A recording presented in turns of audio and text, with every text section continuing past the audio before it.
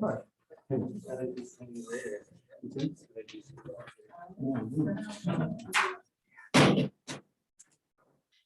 evening, everyone. This is November 2nd. Going to order the meeting of the City of Oneonta Common Council. And today is election day, so happy election day. And it is a happy election day because we have two people running for mayor of the City of Oneonta, and they both, I'm sure, will have different approaches and different philosophies. But I know that no matter who wins, they will give it their all and work very hard. I just want to say that I will, for the next 2 months, work very closely with my all and working with whoever wins the election to do my best to get them up to speed and help them to be successful.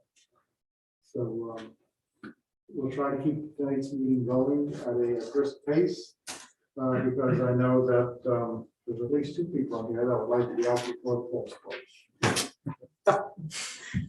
Okay, would you please call the roll? Mayor Risick. Here. Councilmember Wagner. Here. Councilmember Davies. Here. Councilmember Risberger. Here. Councilmember Parashute. Here. Councilmember Carson. Here. Councilmember Harrington. Here. Councilmember Rafter. Here. Councilmember Dunn. Here. Rise, join us in the pledge of allegiance.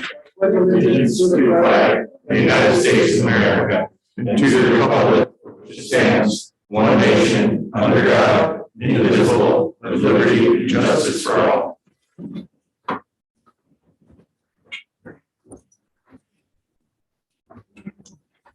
Well, I'm very pleased today to have our county representative, Dan Wilbur, and our new county administrator, Joshua Beams, here with us today. Also a good opportunity for the council and those here and the public who is watching on the big screen to get to meet our new county administrator. I've had the opportunity to meet him a couple of times now. I had the opportunity to meet with him with a few of our department heads, and I'm very impressed, and I commend the county board for doing an excellent job in the hiring process. I think that Mr. Beams is going to, he has background, expertise, and experience, I think is going to move the county forward in many directions, and we will all benefit from that. So the main subject of, I'll ask Mr. Beams to introduce himself to us, but then after that, the main topic of conversation today is the planned countywide EMS initiative. There's been some concern based upon lack of information, lack of clarity as to how this will be primarily funded, and also how it will integrate and coordinate with our existing EMS work provided by Oneonta Fire Department in the town and the city of Oneonta. So, you know, I had a chance to listen to Mr. Beams on this, and it was very reassuring when I heard the plan that he had, and I want him to come and share it with our entire council. So with that, I will turn it over to our county administrator, Joshua Beams, and Representative Dan Wilbur. What do you want, Mayor? Wherever you come, there's a very awkward room. So probably the best bet is over there where you get to not turn your back on anybody. Okay, I'm Josh Beams. I'm the Otsego County Administrator. I was born at Eau Fox and grew up in Snevis, and then my family moved down to Unadilla when I was about 5 years old because they both my mom and dad got jobs in Sydney, and then 2 months later or 2 years later, both of them were back here working in Oneonta. So also went to Suco and then left after I graduated, went active duty in the Army and did a number of years in the Army active duty. Got out in 2013 with the Maxwell School, and then I've been an executive in state government since leaving the Maxwell School, Department of State. So, and yeah, that's a little bit about me. What questions do we have on the? We're really here to answer your questions. So, if you could just give us a little bit of your vision of how the EMS plan will be implemented, how it will be funded, what will be the relationship between all different municipalities that are part of the county, and of course, the greatest interest, to those of us here, is going to be how will this impact people of the city of Oneonta that want to use the service, and how will it coordinate with our the excellent service that we're currently providing by the I don't know if I can answer that last one, but so right now you want to take this or you want me to just? No, go ahead. No, we're good. So, I'll jump in if I have. yeah. So what the board is currently exploring is an opt-in model with any of the municipalities within the county, the 24 towns and however many villages in our one, density, to opt in for coverage to this countywide EMS. With that, if you were an opt-in, then there's a model where the model that we're looking at, and again, this is all exploratory. We just put out an RFP for a study on how we would target municipalities. Also,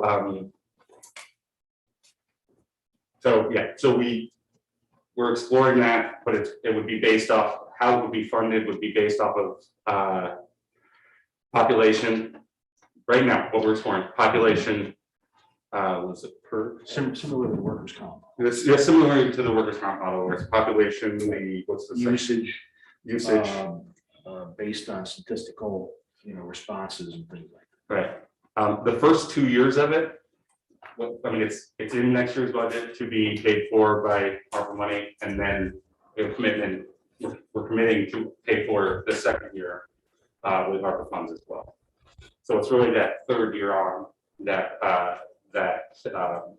we would have to start really getting all funding pieces in place. But we don't have a big window because we, depending on which way it goes, we have to be prepared for that. So we have to act on it pretty soon. Because some of it could require state legislation. Yeah, and we're already drafting and working with the senator's office on that legislation. Right now it's 2 ambulances, and we have I can say we can. How many people we have? We have the first person I'm aware of will start November 8th. At least one person I'm aware of. And that sounds ridiculous, one person, but I know there's going to be more than that. But part of that is we're starting a couple of people early to get the ambulances outfitted, get them ready to go. Target date for implementation and go is November 16th. So and that's with 40 personnel at the county. So there's currently slots for a total of 20 personnel. There will be 8 advanced life support. There will be 8 basic life support. There will be 2 part-time advanced life support and 2 part-time basic life support. 24/7, 365. I think I'll do is open up to questions. Please. It's probably easier than trying to present it. Questions are welcome from any council members, Chief Knapp, or from the city attorney David Mercer. All may ask questions. So let's start with Councilmember Parshu. My questions are going to be very basic because this is something that I am just learning about. But my first question is, and I'm sure this was provided in an email to us, is what is the cost for the first 2 years that you're spending your ARPA aid on? 1.5 Projected is 1.5 Per year. per year. However, that's prior to billing. Yes. So projected operational costs Okay, is 1.5. At the 20 personnel and 2 ambulances. gotcha. So if Okay, the need goes up, then we scale up appropriately. Right. gotcha. Okay, and so that's what you're looking at funding from year 3 and beyond. you'll need $1.5 million. We don't know. We don't know. Okay. And I know that doesn't sound like a great answer. I realize that. However, the urgency of the situation. Yes. I don't know what your average response time is in the city was probably minutes. Yeah. Not uncommon for us to be hour and a half. In the more rural parts of the county, and that's really, I mean, it's where it's needed most. And I mean, out of all of the municipalities that, the 24 towns, we'll see when we have our first countywide shared services meeting, where, the mayors, I think can be in attendance. When we have that meeting, just kind of gauge the interest, because 2 ambulances may not be enough, it probably won't be enough, and we'll. I hope I'm wrong, but I see it more than 2 ambulances. Right. We really did not want to be in the ambulance business, but something had to be. So to answer your question, it depends. Okay. Yeah. Okay, when is that shared services meeting? I'd have to get back to the mayor and Greg. Okay. City administrator. Great. Okay. Councilmember Richardson. Well, first of all, I completely understand why this is needed elsewhere. After 2 years, and I realize having an opt-in model is a good idea for now, but what happens after 2 years when you don't have the ARPA funds and you're looking to pay for this? Would this possibly, has it been discussed of getting rid of the opt-in model and making it a requirement for every municipality to pay? So I don't think I explained it well enough. So we're going to be providing the service, just providing it. Once we get wheels on the road, people in the seats, wheels on the road, I mean, we're just going to be providing the service as needed in the county. We're going to be working with the municipalities. So we have to get a legislation to do that model, because that model currently doesn't exist, right? So until we got that legislation, we couldn't do any of that. But the idea is that only the municipalities that are opting into using the service past year 2, 3 are the ones paying for that, and whatever the county is paying for, just as a county. So you can't just get rid of that opt-in model, then, is what you're saying, if it doesn't work. Well, right now, we're operating under the backup mode. That was our intention from the beginning. In other words, for services, town ambulances throughout the county, the dispatching will continue as it is. Scratch down lists will continue as they are. If town A cannot produce a squad to go out to a call, they'll continue on the scratch down. Probably at the same time, we will have a county rig headed in that direction. The rigs will be positioned throughout the county. The 2 right now will be positioned throughout the county based on statistical data. In other words, where is the most likely call coming from that time of day? They'll be roving. They're not going to be parked in a garage somewhere. So they'll be sitting in a parking lot. So when you see one sitting in a parking lot, don't say, oh, look at the county workers just sitting there. It's based on statistical data. Okay. So that's number 1. So right now we're operating in the support mode, backup, and that's our mindset. But if you read what's happening, there's going to come a time, I believe, that it's going to cross over into more of a service mode. So one thing that has been discussed, and we actually have had a couple of towns express interest, is contracting directly with the towns, which would also, in my mind, would limit the rapid growth of the service. Because we don't want to have to expand so fast we can't handle it. So I can't give you, and I don't think Josh can give you a hard, fast answer on how we're going to end up funding this, because the whole system is going to be fluid based on what happens. We have to get the state legislation. That's going to be one of the biggest things, because that model, I think so Essex County did something similar.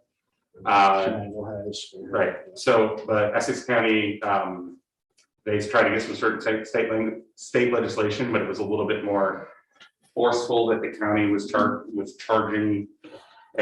But what we're gonna be doing, it's very, okay, welcome in, like, we want to provide this service. So if you can opt in, this isn't free.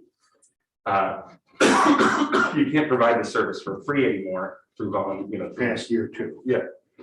So we have to bring partners in so that we can spread the cost of providing service around, around the county.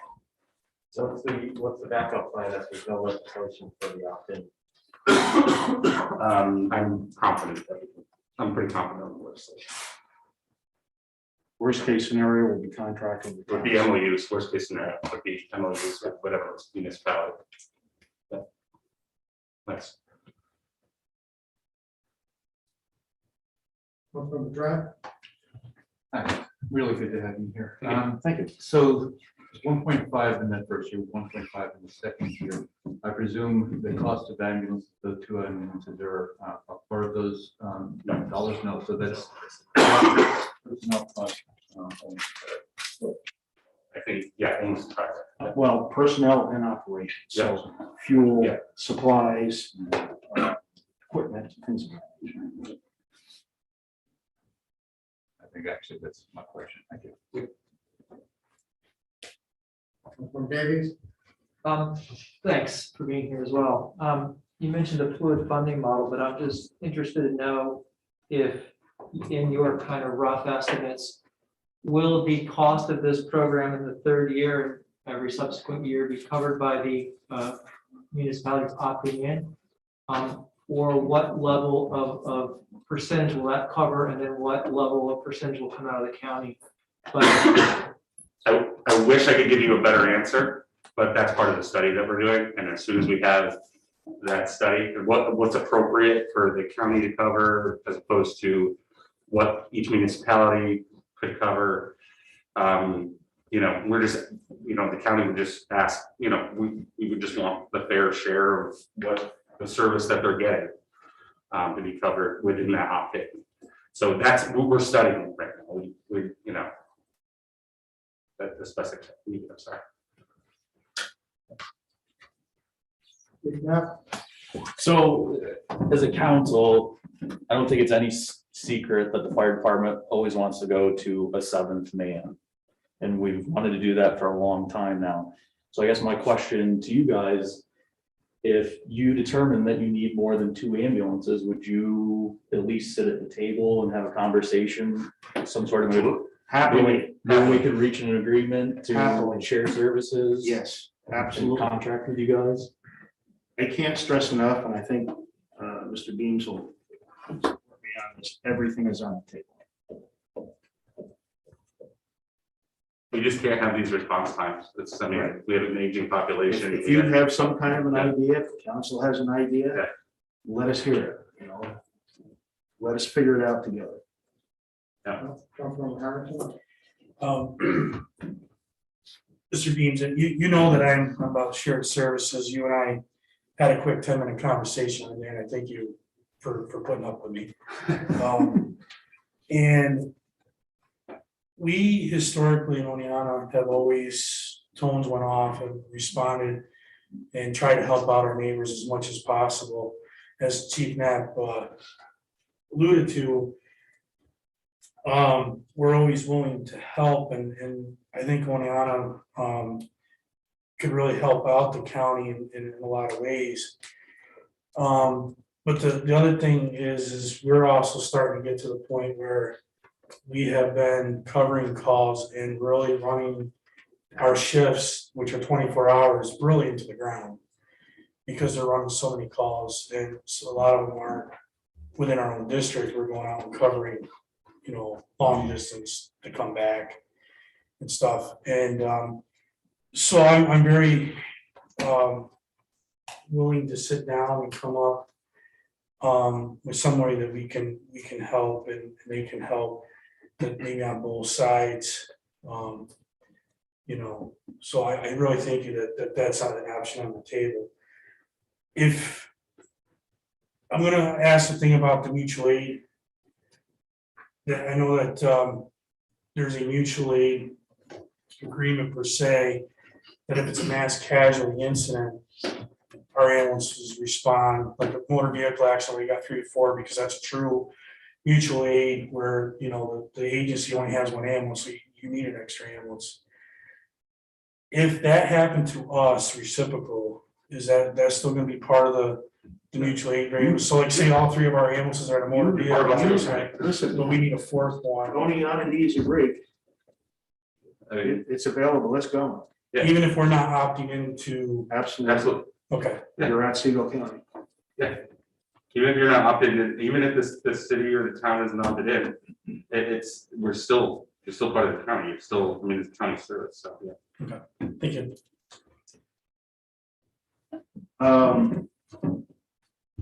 Daniel, I think back in your process, when this went for a vote with the county board, I made a commitment to the city of Oneonta that I would not support any legislation, fees, taxes, what have you, that would be unfair to not only Oneonta, but any other municipality for that matter. So,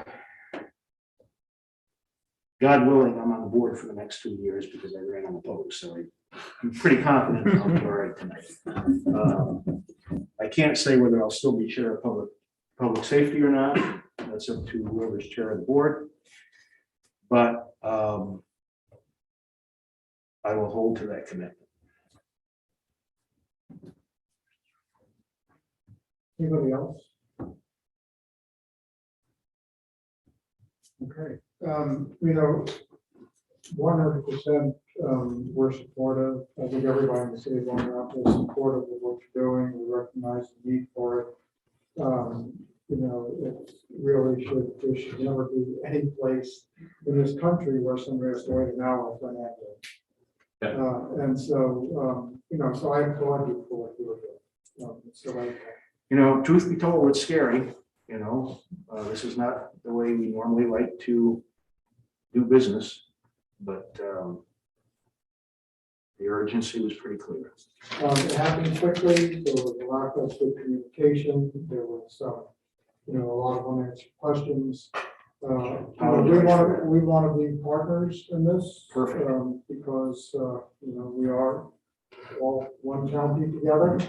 And, but we also want to look out for the people of the city of Oneonta who are already paying a very large amount of money for the EMS service that they are currently providing. Not just the city of Oneonta, but the town.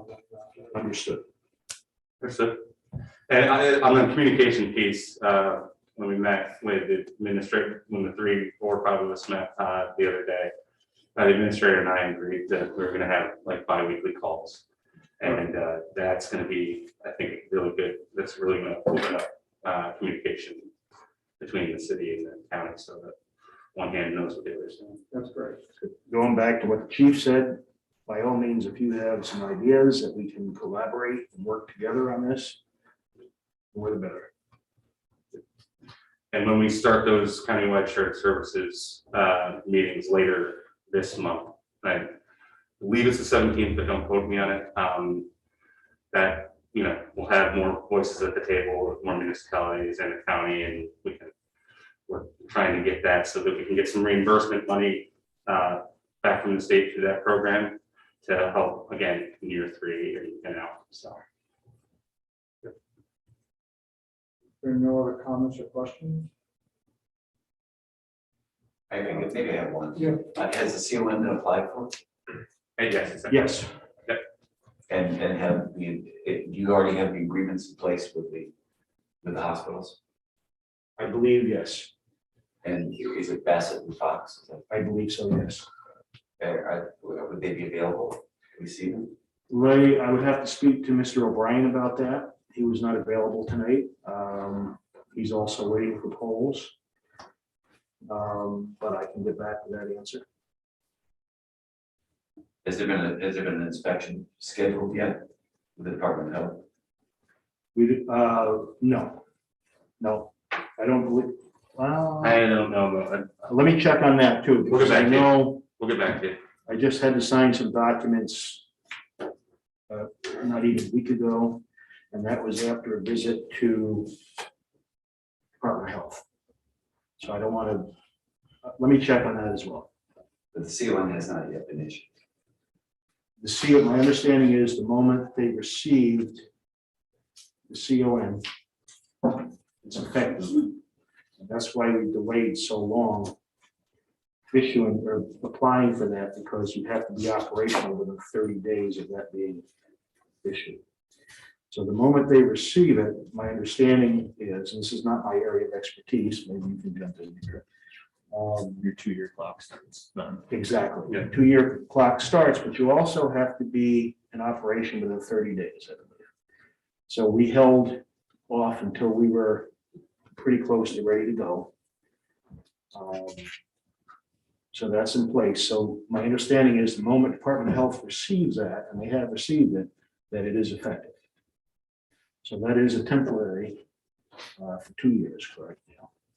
And they're getting the ambulance set up next week, and they're going up to Bassett to get the Who is the the so You said they are setting it up. Who's setting it up? Remember I said we had at least two 1 or people. 2 people coming on So, board. These are county people. Yes, they're Okay, coming I on. just didn't understand it. Sorry, my problem.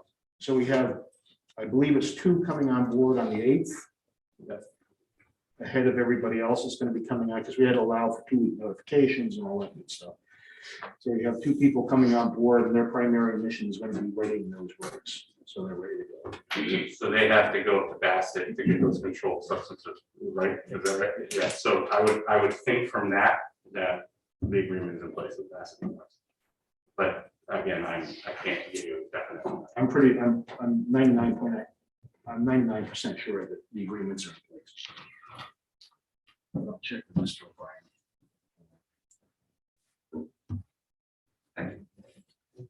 If there's nobody else, thank you very much. I greatly appreciate you making the trip on out tonight to talk to us.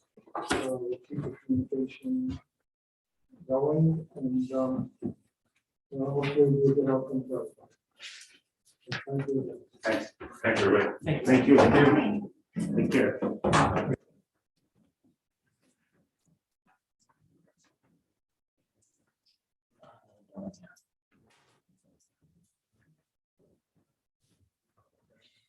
No public hearing scheduled tonight.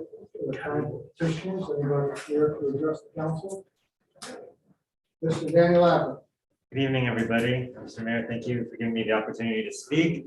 I'm coming on behalf, I guess in my role as a county rep, to advocate for 2 issues. The first is I've been receiving a lot of inquiries from private small business owners about the availability of grant programs to help them recover from the COVID-19 pandemic.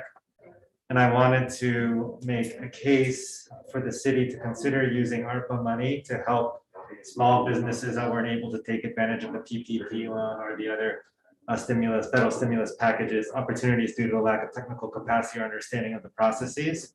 I'd like to make a case for them to be able to work with the city to address staffing shortfalls, revenue losses from COVID, purchase of equipment so that they can keep their doors open. The pandemic has placed an incredible strain on our mom and pop and brick and mortar stores, especially on Main Street. Despite the best efforts of several of you in the council, in the city government and in the county, even to help our business community, there's still folks who are struggling. I mean, the issue with the recession, the recalcitrance of folks to spend money right now due to the strain that they feel even on their own end due to kind of inflation and other price constraints at the national level. So I wanted you guys to see, I wanted to express a desire or an interest in helping in any way I can to facilitate that dialogue, to see if there's any way that the municipal the funds that were delegated to the city of Oneonta could be used to help small businesses recover from COVID, provided that they could demonstrate that their losses were due to, in fact, negative economic impacts from COVID. The other issue I wanted to bring up is more personal to me. You know, ever since I moved to Oneonta, I've been playing in Cam Hayes Blendo's basketball league, which is primarily housed at the Armory when it's not summer. That league provides critical social infrastructure to many disadvantaged young people in the community, and many of us who have the privilege of playing basketball. I know that City Administrator Matthijs and I have played on a couple of teams together, and we played against each other. But that league is the largest recreational basketball league in the region, and in fact, it's the only recreational basketball league functioning for adults in the city of Oneonta. It was brought to my attention that the fees for daily usage in the Armory are going to shift from a daily model to an hourly model. And Cam had asked me to bring up this issue because a shift to an hourly model constrains his ability to do business or run his league in a profitable way. The shift to an hourly model constrains him in the particular sense that he runs his leagues usually 8 to 9 hours a day on Sundays and occasionally Mondays, depending on the availability of teams. There's usually about 10 to 15 teams in the league, and each game follows kind of the college regulation times of 2 20-minute halves and warm-up times, which virtually equates to about an hour and 10 minutes per game. And so due to the fact that he spends a lot of his own personal resources helping people participate in the league, the business model is not run as such to realize a large rate of return enough to sustain the transition to be able to pay for the hourly model. So I was just kind of wanted to advocate and see, you know, if the city and City Parks Department would be willing to work with him on maybe some sort of agreement or assistance to kind of defray that cost due to the high level of community service he's paid to the community and his dedication to providing youth sports opportunities for all residents of Oneonta and, you know, our region largely, since many folks come from like Albany area or even as far as like Schenectady and Troy play. So those are the two issues I wanted to bring up. But again, it kind of also ties into the fact that, you know, he did suffer substantial losses due to COVID. And I think it's my understanding that the ARPA money could be used to help folks defray losses to small businesses, you know. Again, I realize there are many other opportunities that private business owners could take advantage of, but if you're running a small business, and you have limited technical expertise to navigate, you know, the federal grant processes and the application processes, and maybe even have trouble, you know, working with your, running your books to be as such to demonstrate the losses. I think there's a untapped population that could take advantage of additional assistance. I just want to make those two cases tonight. Thank you, Danny. Anybody else? Okay, that will close the petitioner section. And we'll go on to our board and commission reports. First on the list is the board commission. And that's October 20th, 2021. There was no new business to bring forward, so we brought up the old business of the terminal apron, which is now at I believe at 95 or 97% completion. The additional striping was put on last week. And we're going to do a walkthrough November 10th with the contractors. Again, I remind the council that on the terminal apron project, we have a 1-year bond, so that if there's any issues with the work that was completed or contracted, that we have recourse. We also talked about the fuel farm update and the different location and or when we're going to go to bid. We talked with our engineering representative, Turner Bradford from Fallon and Johnson. We're trying to compress the time that it takes to get the bid package together, recognizing that the New York State grant that we have for that is limited in its time shelf.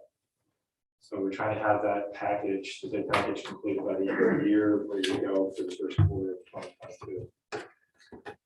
The automated weather observing station, or AWAS, has been a project that's been discussed. We talked about it at the budget meeting last week. There was a $900,000 grant that was approved. There is a 10% match, so that does mean that the city taxpayers would be asked to purchase or to contribute 90,000.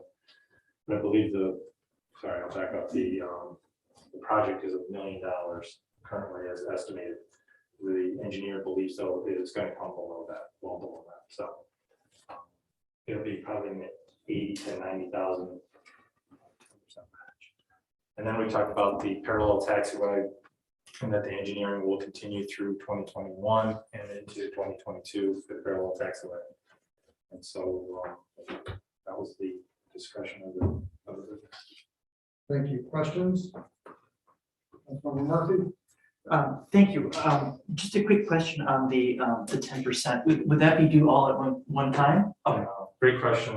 We actually talked about that. We can stagger this out. Okay. So that we're not looking at the cost in 22, it could be into 23. Okay. I believe the engineering aspect of that portion would be less than $10,000.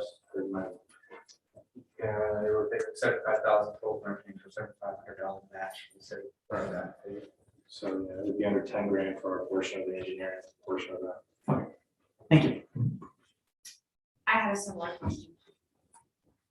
I feel like it's been answered. Okay. Yeah. No other questions? Thank you, Lynn.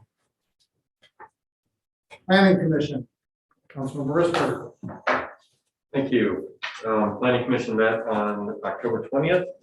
And we had 3 items on the agenda. The first was one of the items from September with Linda Drake and her privacy fence. She spoke with the neighbors, they came to an agreement. So she will be building an 80-foot long privacy fence at one property intersection and a 35-foot privacy fence at the other intersection. The fence will be 6 feet high. So this was a modification, what they were doing was a modification of the site plan. And that was passed. The seeker had already been done. Second item was Paul Vanderson was looking to split his property into 4 different areas. He did not show, so as of right now, it's been tabled. And the third item was Lynn and Eleanor Becken over at South Belmont Circle. They were looking to widen and lengthen the driveway at a 1-car garage. That was classified as a type 2 action, and that and the site plan review were both passed. Other than those 3 items, there was a quick discussion. Ed Overby stepped down from his position. Ed's been at least as long as I've been in Oneonta, he's been a huge force in many different commissions, and he has been a very incredibly large help for the city of Oneonta over the years. So it's very sad to see him step down, but understandable. So so they will be looking at a new vice chair for that commission, and that'll be discussed next month. And lastly, we talked briefly about the transit form-based code, and the planning commission will be providing their recommendations in writing to city council sometime or by December. Danny, do you have anything you want to add about that at all? Yeah, we were going to just, like as we just prepare our recommendations and have that to the city council for review probably a week ahead of the December council meeting. Great. Any questions? Sure. With regards to Paul Vanderson. His property, I actually saw on one of the real estate apps for sale in different sizes. And so how does this work procedurally? He gets one more opportunity to come back. And then what does the planning commission use as the basis of deciding how small or how large those parcels are? Dan, I have no idea about that. Danny, as far as coming back, that's really up to the planning commission if they're gonna let him come back. I think this was the first time was it the first time he? Yeah, I mean, we would probably, I don't think we have an established procedure for how many times they would come back, but likely if Mr. Vanderson were not to attend the next meeting, we would request that we probably deny the application and request that he reapplies. With regard to how small the parcel goes, you would have to apply for a subdivision, prepare a subdivision application, and then you'd have to explain what the intended uses of the parcels are. And each of those have bulk requirements. governing the size setback, so there'll be certain dimensional constraints on what he's trying to do. So it wouldn't be in his interest to build a parking lot that's way too small, for example. You'd have to still comply with, setback requirements, and in the event that the city changes its zoning code to a transit-based code, there'll be additional design requirements on what is built there. But there's already a structure on the site where he's trying to build, so it was very confusing, and not having him there kind of didn't allow us to kind of visualize what he's trying to do. So Good question. yeah, so I guess we'll just kind of wait and see with regard to his project, but I think the subdivision process combined with the site plan will give us a good kind of ability to figure out what he's trying to do and put it in the right direction. So then will right away be a point of talk? Because if I remember it correctly, the residential is behind the commercial property. I was just trying to remember the right of way, and so all those items are going to be discussed at the. I would assume so, yeah. Yeah. So, one thing I do want to add is someone that belongs to the tennis club reached out to me, and the club members are seeing the writing on the wall, and they're very obviously unhappy because that's the only location in the city or in the region that I know of where you can play tennis year round. And so they're very, they can't afford to buy it from him. They were reaching out to see if that's something the city could do, and I said, that's not, the city's not in a position to do something like that. But I absolutely feel for them. But I think we should try to keep that in the back of our mind moving forward to see what options come up that they could benefit from. I haven't told them, find out how many of them play pickleball, because I think setting that up over at the Armory is a fantastic idea. But I just want us all to think about that this is leaving a lot of people kind of in the lurch. They've used that place for a very long time, so. Other than that, that's all I've got. That's one thing I did want to add is that there is a confirmed meeting for the zoning board of appeals for the Hot Hill Solar project on the 18th, which is, I believe, it's the day after the planning commission meeting. Just thought I'd bring that up for your consideration, Councilman Carson. Danny, you are the Siri of planning. I'm very grateful for that. I normally ask me the question, but Danny's here. You should come every council meeting, Danny. No, not. If there's any companion, I want to be Google.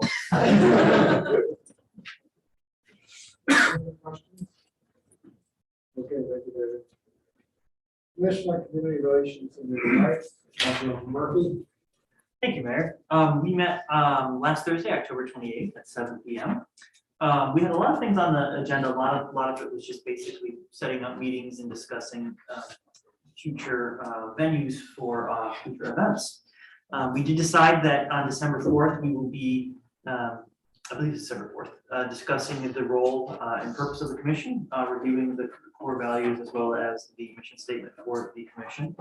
Another big part of what we discussed was the implementation of Indigenous Peoples Day and discussion at the federal level as well as what we can do as a city to do our part. There was a phenomenal presentation up at Hardwick by Michelle Shenandoah of the Oneida Nation. I think it was at the beginning of October. And she had a lot of insights. So I'm hoping to connect her with the Commission on Community Relations and Human Rights. Questions, anyone? Thank you, Luke. And last but not least, Parks and Recreation, Councilmember Parshu. I would love to share. We met yesterday. It was great as usual. Our Parks Administrator Lansing gave her usual very thorough report of what's been going on and what is going to go on. So we talked about the dog park, which is the city's newest park facility. It opened on October 12th. Mayor was there, some council members were there, lots of dogs were there, which is great. So far, it's been really, really well received. We've had some feedback from community members that has been implemented with requests for seating specifically, and I think a couple other things that are sort of forthcoming.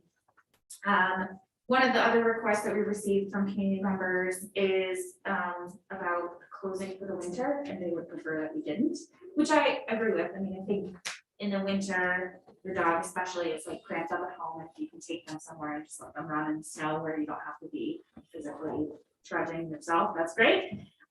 So Lou is very much in the spirit of saying yes to people, and so she and City Administrator McKice are working that out, and DPW to figure out a way to have that open. Right now, I think the plan is that the gates will remain unlocked unless DPW identifies dangerous conditions, but they won't be plowing or clearing the snow up to or around the dog park, so you have to really want to go and hang out at the dog park. That's all we talked about with regard to that. There is a dog park Facebook page, which is run by the community group. And it's really adorable and it's full of really cute dogs. So it's probably the best thing on the internet right now. The Hodges Pond project, which I've alluded to in several of my reports, is still a go. No changes with that. So that should be being worked on pretty soon. The last event for the year, aside from the Festival of Lights, is the Hot Cocoa Run, which is an Art.Tigo event that's this weekend. We did discuss the Wilbur Park basketball court. It's court 8. It was recently added. It's been a topic of conversation a lot this year. It's the one that backs up to Union Street. There were some residents who were not happy, and they sent some correspondence to that effect, that they are hearing lots of noise and music, et cetera, and it's impacting their quality of life. So the plan at this point is to just relocate basketball from there altogether, because we could kind of just throw solutions at it and maybe nobody would ever be happy. But so what we would like to do is to convert those 2 courts into pickleball courts, and then move the basketball courts, repurpose the nets and the backboards to Miwok, create a second really nice basketball court next to the existing one that's by the large pavilion, and make that sort of like a basketball sports hub. I have questions. We talked about the ice rink, right? We're coming up on that. There will be no ice rink this year. The facility that we have been using is just too small, and it's tough to keep it as nice as we would want it. So in lieu of doing that this year, we're just gonna try to plan for something maybe a little bit more purposeful in the coming years, and encourage folks to use the ice rink at Fortin Park, which is in the town. But there is ice skating available to greater Oneonta residents who are gonna have to drive a little bit to get there. We did briefly touch on the skate park, which is in need of some repairs, but that discussion is tabled until a condition study can be done. And then we spent the rest of the time talking about the survey that the Parks Commission is going to be putting out. We did some work on what those questions would look like. It's sort of based off of a survey that went around in 2012. And we're just updating it for 2021 in order to try to glean the information to help us gather a master plan for Wilbur Park. So we discussed that and then we adjourn. Questions, anyone? None? More of a thank you. Eli and I have been down to Barker Dog Park, I think 5 times since it's opening. He likes the socialization aspect of this. I met with one of the constituents. He is handicapped, he's wheelchair bound, and he said thank you very much for the wide path, the hard path around. It provides him the opportunity to kind of go along with his furry family member. And then I call it paddocks. So in the agricultural world, they use paddocks to give cattle fresh grass. And I've noticed that since there's been so much activity at the dog park that we're kind of muddy in that first section, and I'm wondering how much of a cost it might be to open a gate at the other end, and then we could paddocks off or stone fence off the section that we're using right now. So we can just allow that grass an opportunity to grow, because I see that they've seeded it, but I don't know how much of a chance it's ever going to get to take when we're all there just kind of stomping along. Yeah, I mean, Rick is the person to ask about that, but Certainly, if that were budgeted for, we can ask it on the cost to add another. If there's a duplicate we have there. yeah, we can explore solutions for sure. I It's thought for the identifying. paddocks, the cell fence, it's just kind of blocking us off from getting over there, but just gives the grass some time to grow. Yeah, I'm glad we're looking to keep this open during the winter time, but who is going to be shoveling out the gate? No one. Because as soon as snow falls, nobody's gonna be able to get that gate in, and I could see eventually what's gonna happen is something's gonna get torqued. Trying to push that gate through snow, when the snow is only at the bottom. If we can somehow leave a salt bucket or a couple shovels in a contained area for people, something that, so people can With maybe themselves. do it themselves. Otherwise, I think it's gonna be an absolute mess by spring. Okay, that's a good suggestion. I had mentioned, I think we'll be surprised that, the people who want to use the dog park will like bring along a little shovel or whatever, but I think leaving it out is a really good idea. It's pretty expensive way to. Oh, no. Think creatively about how shovels could be used or stolen or and things like we'd rather not even talk about here. We'll talk about it a little. Okay. I've got one other quick thing about, since we're on parks. Has it been discussed at all that the gate leaving Neola Park going to the highway where the bikes go through, that gate has been broke off and is set aside? Have you seen that? I'm sure. I took a close look at it, and it's really a bolt, one small bolt sheared off, allowing the whole thing to drop and fall off. So if anybody has time to look at it, it's really just a bolt. Is that at Casella Park, like, sit it on the corner? Yeah. Okay. Yeah, it should, I don't think it's a big job, but just marvel. Okay, just to clarify, so the thinking is pickleball courts and that basketball, my understanding is they're gonna be doing kind of a survey to look at how they might use that area as a family friendly. Am I understanding that survey or kind of looking at what family friendly activities might be used there is off the table and they're going to support So- pickleball, or what's the status? Yeah, so, so this survey is broader. It's really about the developing a master plan for Wilbur Park going forward, so not just in that space.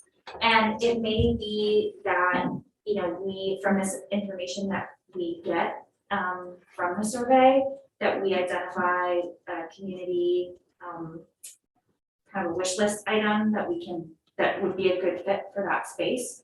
But the survey is much bigger than that, I guess, to answer the first part of that question. And then the pickleball was just sort of as a response to some feedback that we had gotten with regard to removing pickleball from Wilbur Park altogether. She just thought that would be a better use of the space. The commission seemed to agree with that, but I don't know that that's like set in stone. So if you had a suggestion or something like that, I'm sure it could be considered at this point. We're not in the process of doing it. I think the only suggestion is to see what the outcome of the survey is. Yeah, Before okay, making a decision. That would be Yeah, that my makes recommendation. sense. Okay, Thanks. yeah, I'll communicate that. Thank you. Any other questions? So when is it true that when you arrive at the dog park, all the other dogs break into a chorus of Eli's coming? Hey, we all laughed at that joke. Finally. You have to be a certain age to even get it. Yeah, I did look at it. I I was got saying, that wasn't on TikTok, believe me. Now we know what Dave does. Dave is stealing your show. All right, committee report. Planning committee. Councilman Risberger. Yes, thank you. We met on October 25th, and the first item for discussion was the Wilbur Park basketball match. Nice. So if anybody wants me to, I'll go into detail about it, but I don't think I need to. Yeah, our conversation took place after. the Yeah. planning committee's So, conversation. well, I finished this up saying that you're pushing it back to your committee, so thank you for discussing that. The next item was pedestrian safety. And this was mainly around, let's see, Church Street, Chestnut Street, Watkins, East Street, Graduate Ave. There's a number of locations. So we're looking at possibly installing signage, paint crosswalks again, possibly looking at rectangular rapid flashing beacons to slow traffic down, flashing if somebody's trying to cross. And then as far as Church Street and Watkins Ave, the compliance is good at Church Street according to the police speed study, but we may look to the bus stop eventually from Watkins down the road. So we're looking to possibly do a study on that area with a recommendation sometime next year from Greg. And then the study of East Street and Graduate Ave is ongoing and hoping to come up with a plan for future capital project in that location down the road. Next item was one-way streets, mainly Potter Ave and Telford Ave. Potter Ave first, no residents want the change. What I didn't realize is that it was originally a one-way street headed toward Pine Street, which is probably these days when you look at it, that would be the worst direction because of where it forces you onto Main Street. So Greg says he's going to talk to the police about doing a traffic count sometime in the near future. I think we've got a few different options. At the very least, installing a no through traffic sign. And as of right now, there's no accidents directly involving traffic on Potter Ave right now. There have been with turning from Potter onto Maple Street, though, in the last 10 years, I know. Telford Ave, there's no history of accidents listed regarding a direct safety issue. So Greg, his recommendation is not to change it to a one-way at this moment. Then the Winter Armory refuse. This is something I alluded to already. July has a large contingent of pickleball players. They want to use the Armory for 6 pickleball courts during the week, during the day. Nothing typically happens before 4 p.m. with this group. And Greg and Lou will work with Y to come up with a contract. And but I mixed up my items here. And I think that's all I have for the Armory refuse. And creek naming, the environmental board has not met yet about that, except that we did discover that the Susquehanna River Basin Commission doesn't need to be involved in the naming. The elementary schools have begun reaching out to teachers about possible involvement already. And the USGS says there's no minimum size needed for a creek to be named. So that's all I've got. Anything, let me know. Not a question, but given the email that we received from my neighbor and was just replaced today, can we elevate the intersection of West and Or West and wasn't it West and Center she identified earlier today in the email that sent to us? I think I missed that. Which is north of west, speeding north of west, north of center. I guess a couple of years that killed one last year, one this year, and it had to be euthanized by our police department, but she's raised her concerns about the speeding, right? Yeah. I think we did actually talk about that. That was that's that curve that comes around on West Street by Hartwood College. Yeah. And we talked about how we might be able, you might recall, I was talking about the Franklin signs to see if it slow down. Yeah. That's essentially the area we're talking about. Yeah. Should elevate that.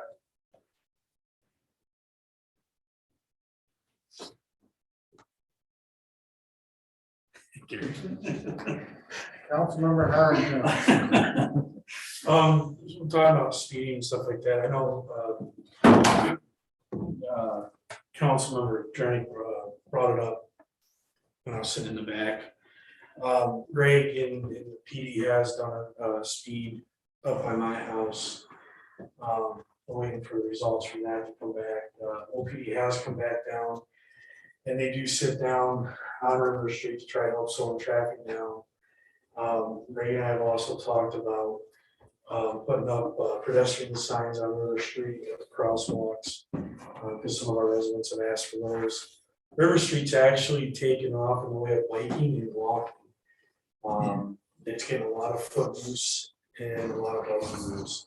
So Ray and I have talked several times about different things that we can come up with, like bike lanes and bike paths and doing some different things down in the 6th Ward to try into the park and out to some of the trails and stuff. So if anybody hears anything, just let them know that, you know, Greg is, and I have been talking and trying to come up with some different ideas, and also we've worked on pedestrian crosswalks. Most of it because of COVID got pushed off, and you know, I don't know where we're gonna get signs up or the paint down, but hopefully next year we won't have a paint shortage. So I just wanted to, so you guys know, so if anything else comes up. They carried for me that the speedometer on your house said you need to move faster.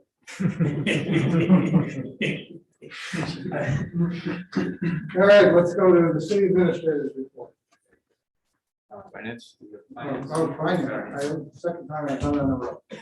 Finance and We met on the 25th of October, and before you tonight are motions 5 through 14. For you, probably the one that you want to bring out the most is motion number 12, where we'll be receiving a $10,000 settlement to the United States Municipal Tax of Gross Utility Tax Collections Agreement. And also, I forgot how many municipalities were part of that 750,000, but if I remember it, the 20,000 was one of the larger amounts. Other than that, I believe if passed, we're going to have a new fire captain announced tonight.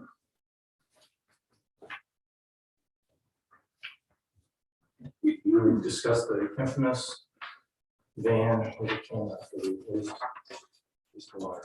That was probably the largest discussion we had. That probably went on for 35 plus minutes.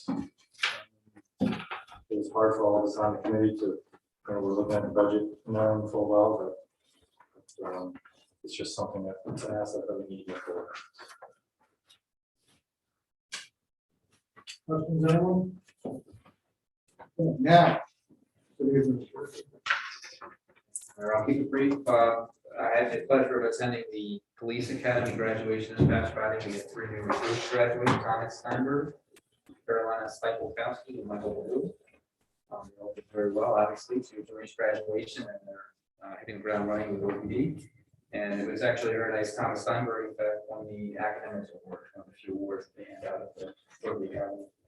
There were 37 recruits, so congratulations. We also received a very nice note from an OPT passenger this week expressing his thanks for several bus drivers who, over the course of his experience regularly riding our buses, who have gone out of their way to provide excellent service. It's particularly meaningful to hear this because this is a person with a disability, and it's really great to hear how our staff really went above and beyond it to make sure that his experience was a good one. So he was appreciative of that. Nice to hear. Especially as we continue to have a bus driver shortage, so want to do that for a good job.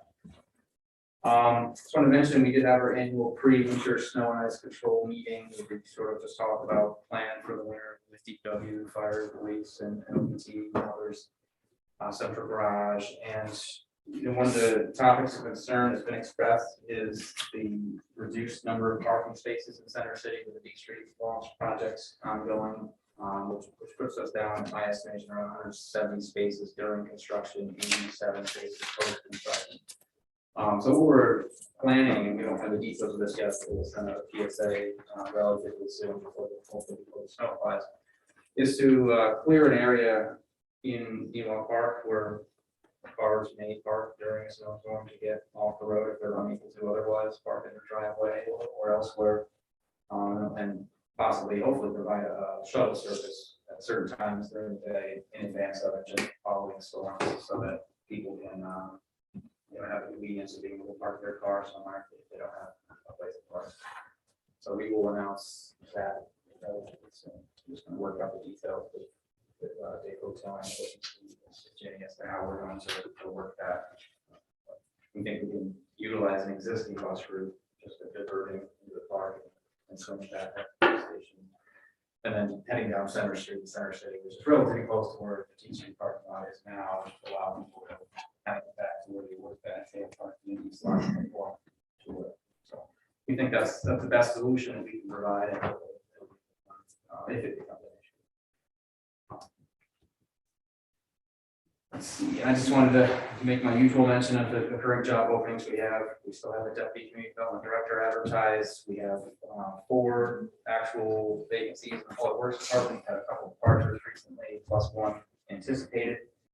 We're also, in addition to those full-time positions, which we're accepting applications for, and might be interested, we're accepting applications for seasonal CDL drivers who might be able to help out with our flowers.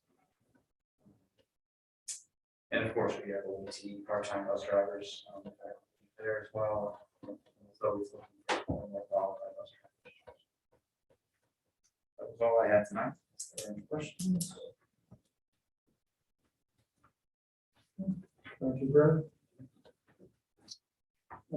In the interest of time and getting people out here before polls close, I will forego my report, but I do want to mention that we did lose Paul Shield this past week. He was an active, involved member in city matters issues of the government, most notably as a member of the Charter Commission that were charged by charter. So if you don't know Paul, he was a political science professor at the college. He's since retired and lived on Clinton Street. So he was also on the Oneonta Concert Association board for many, many years and did all their announcements. I used to refer to him as the voice of God on the radio. So sad to see him reopen that.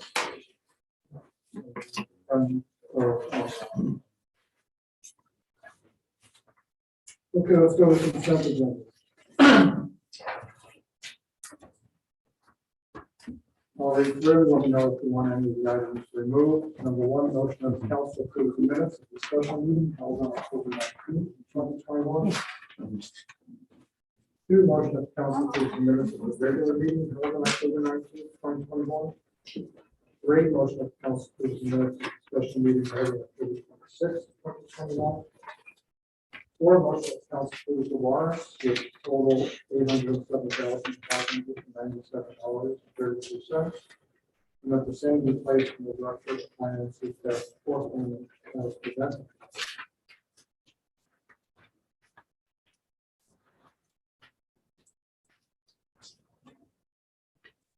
5, motion of the council approves the following. Whereas the city of Oneonta is undertaking a water treatment plant improvement project for replacing process equipment and systems that are currently operating beyond their useful life expectancy, and replacement of existing pumps, equipment, process systems, access ways, and other miscellaneous items are necessary in order to more efficiently optimize plant performance and improve operator safety. New and enhanced treatment process systems will be designed in accordance with the Great Lakes Upper Mississippi River Board of State and Provincial Public Health and Environmental Management and alternative building safety standards. And whereas the city of Oneonta is planning to apply for funding assistance from the New York State Water Infrastructure Improvement Act, and whereas the New York State Water Infrastructure Improvement Act requires a secret determination as part of the environmental review process, therefore be it resolved that pursuant to section 617.5C1 and C2, this activity involves maintenance or repair involving no substantial changes in an existing structural facility and replacement, rehabilitation or construction, and existing structural facility and replacement, rehabilitation or reconstruction of the structure or facility in time on the same site. Further resolved that the city of Oneonta is not required to conduct any further environmental review as a result of this type 2 determination. And be it further resolved that this resolution shall take effect. 6. Motion that the council approves the following. Whereas the city of Oneonta is applying to the New York State Office of Community Renewal for a community development block grant at CDBG Small Business Program Grant for the Social Eats Project 607 Incorporated, and whereas the CDBG program requires a secret determination as part of the environmental review process, therefore be it resolved that the city of Oneonta hereby determines that the Social Eats Project Incorporated is a type 2 action as defined by New York State statute, section 617.5 C31, and be it further resolved that pursuant to section 617.5 C31, this activity involves purchase or sale of furnishings, equipment, or supplies, and be it further resolved that the city of Oneonta is not required to conduct any further environmental review. This type 2 determination. And be it even further resolved that this resolution shall take effect. 7. Motion that the council approves the following. Whereas the city of Oneonta intends to file a CDBG application for funding consideration with the Office of Community Renewal to fund a small business grant for the Social Eats project. And whereas Social Eats is anticipated to create at least 4 new jobs, the majority of which will be available to low to moderate income persons. And whereas funds for the program will be requested from the Office of Community Renewal in the form of a grant, no match will be required on behalf of the city of Oneonta. Therefore, be it resolved that Gary Herzig, as mayor of the city of Oneonta, is hereby authorized and directed to file an application for funds from the New York State Office of Community Renewal in an amount not to exceed $100,000. And upon approval of said request, to enter into and execute a grant agreement with the state for financial assistance to the city of Oneonta for the Social Eats Small Business Project. And that the Common Council further authorizes the mayor to order any necessary budget amendments and transfers, and to take any actions and to provide any additional information that might be required to implement the proposed program upon approval from the state, subject to review by the city attorney. 8. Motion as the result of the competitive bid process having been solicited and accepted for the purchase of a 2022 Dodge Ram 3500 cargo van with high roof. The Common Council approves the purchase agent's recommendation to award the bid to the lowest responsive qualified bidder, Robert Green Auto and Truck of Monticello, New York, in the amount of $45,316.89. And the council further authorizes this purchase to be funded from the general fund in the amount of $15,106.89. Another $15,105 would come from the water equipment reserve, and another $15,105 from the sewer equipment reserve. 9. Motion that the council authorizes a $1,000 annual wage stipend to water distribution maintenance mechanic Robert Stevens for obtaining and maintaining a Class 3 water distribution certification as issued by the New York State Department of Health to perform additional duties in maintaining the city's water distribution service system. 10, motion that the Common Council appoints Kevin Sweeney to the position of fire captain. This will become effective November 3rd, 2021. at a base annual salary of $62,961, subject to the satisfaction of all applicable civil service requirements.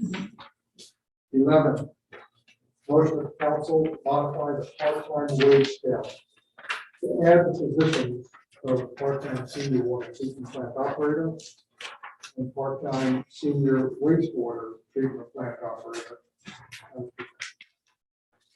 12, the council authorizes the mayor to sign a settlement and release agreement between NYSEG and the city of Oneonta, arising from a state audit of NYSEG's municipal taxes, gross utility tax collections.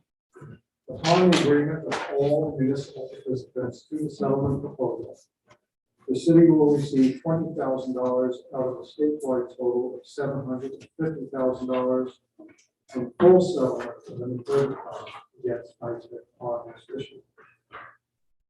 13, motion of the council authorizes the mayor to execute a settlement and release agreement with employee number 022346, subject to review by the city's labor council. 14, motion of the council authorizes the mayor to enter into a renewal 30-year contract with the town of Oneonta, subject to review by the city attorney. This would be for the city's continued provision of wastewater services for the period January 1, 2022 through December 31, 2051, which includes a formula-based cost billing calculation pursuant to the contract.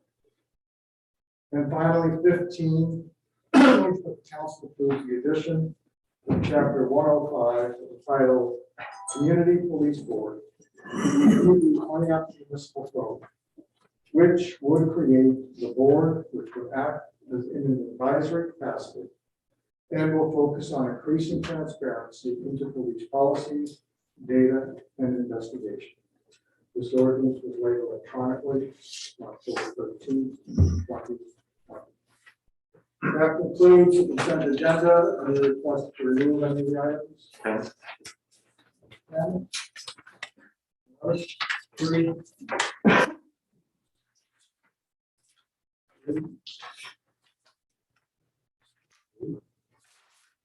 3. Somebody said 3.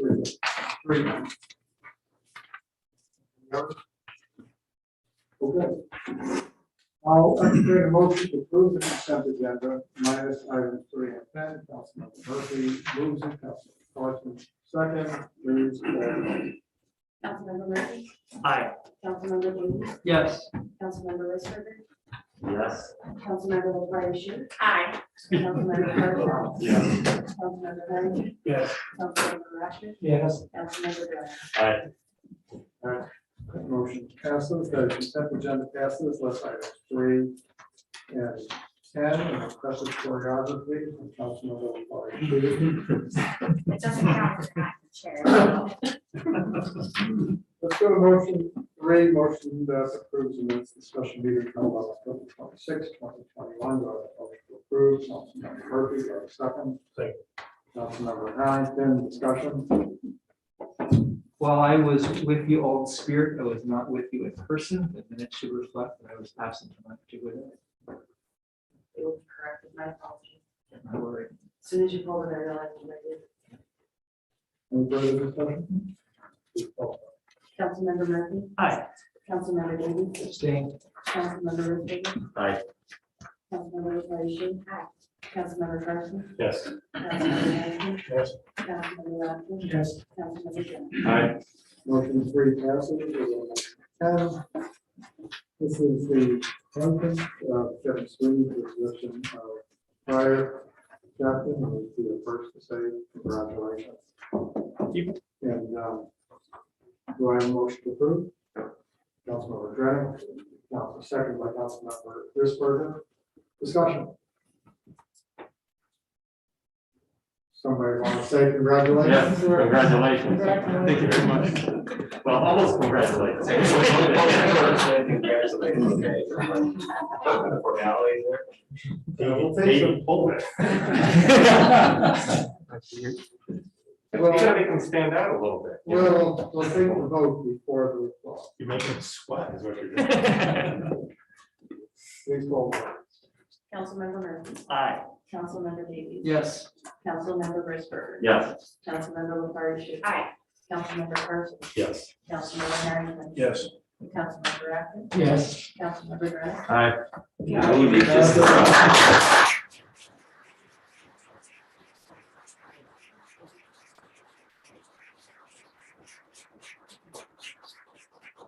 Thank you for the opportunity, and I look forward to continuing to serve the good citizens of Oneonta. Thank you.